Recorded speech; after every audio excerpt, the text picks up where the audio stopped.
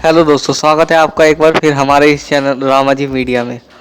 अगर आप पिछले कुछ दिनों से सब न्यूज़ इंटरनेट के माध्यम से देख रहे होंगे तो राजनीति में एक बड़ी खबर चर्चाओं में है और ये खबर है हाल ही में संसद में पेश हुए किसान विधेयक में।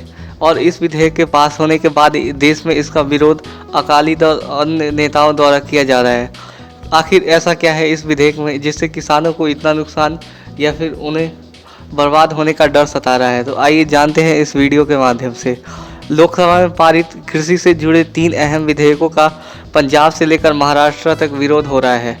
इन विधेयकों में विरोध में शिरोमणि अकाली दल की मंत्री हरमनप्रीत कौर ने पद से इस्तीफा दे दिया। बीजेपी इन विधेयकों को किसानों के लिए क्रांतिकारी बता रही है, वहीं कांग्रेस और अन्य विपक्षी दल इस विधेयक को किसानों के लिए नुकसानदेह बता रहे हैं। आइए जानते हैं ऐसा क्या है इस विधेयक में खास जिसके कारण इसका विरोध हो रहा है।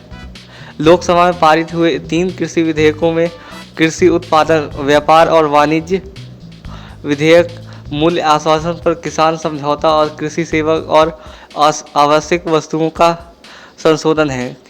इस बिल के तहत किसान मनचाही जगह पर फसल बेच सकते हैं, बिना किसी रुकावट दूसरे राज्यों में भी कारोबार कर सकते हैं। एपीएमसी के दायरे से बाहर भी खरीद बिक्री संभव है। ऑनलाइन बिक्री इलेक्ट्रॉनिक ट्रेडिंग से होगी, जिससे मार्केटिंग लागत बचेगी, बेहतर दाम मिलेंगे।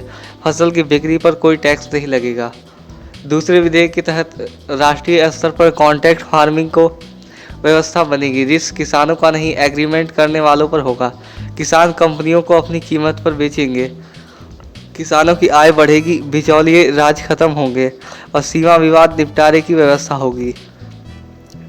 अनाज, दलहन, खाद्य तेल आदि वस्तुएं नहीं होगी। उत्पादन, स्टोरेज, डिस्ट्रीब्यूशन पर सरकारी नियंत्रण खत्म होगा। फूड सप्लाई चेन के आधुनिकीकरण में मदद मिलेगी।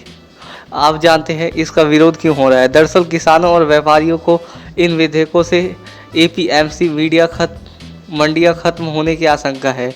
कृषि उत्पादन, व्यापार और वाणिज्य विधेयक 2020 में कहा गया है कि किसान अब एपीएमसी मंडियों के बाहर किसी को अपनी उपज बेच सकता है, जिस पर कोई शुल्क नहीं लगेगा। जबकि एपीएमसी मंडियों में कृषि उत्पादन की खरीद पर विभिन्न राज्यों से अलग अलग मंडी शुल्क लेते हैं। पंजाब में ये शुल्क लगभग 4% है।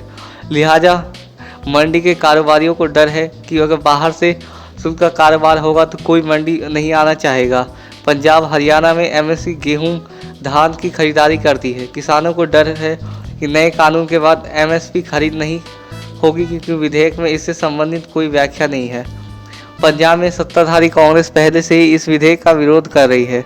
किसानों और कारोबारियों की आशंका को लेकर कृषि विशेषज्ञ का कहना है कि मंडी के बाहर बिना शुल्क का कारोबार होगा तो फिर मंडी में कोई शुल्क देना क्यों चाहेगा।